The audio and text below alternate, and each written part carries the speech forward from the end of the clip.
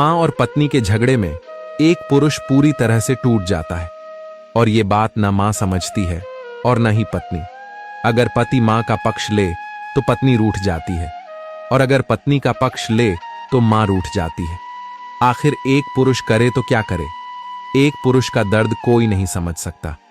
जब एक पुरुष शादी करता है तो उसके दिल में सिर्फ एक ख्वाहिश होती है कि उसके जीवन की दो सबसे अहम औरतें, माँ और पत्नी, एक दूसरे के साथ मिलकर एक सुंदर परिवार बनाएंगी।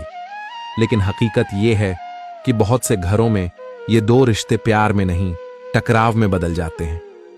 माँ को लगता है कि बेटा अब बदल गया है।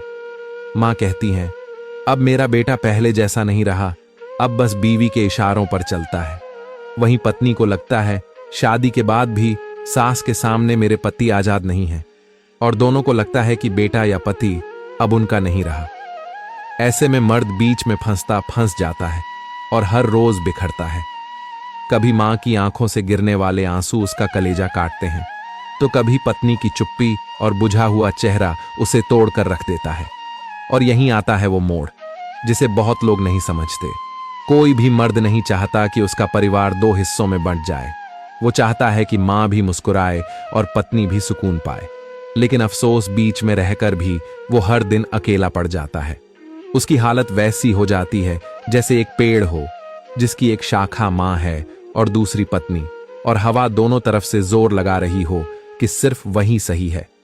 अगर वो मां का पक्ष ले तो पत्नी कहती है, तुम्हारे लिए मैं कुछ भी नहीं हूं। और अगर वो पत्नी का पक्ष ले तो मां कहती है, तेरी बीवी के लिए मां भी पराई हो गई।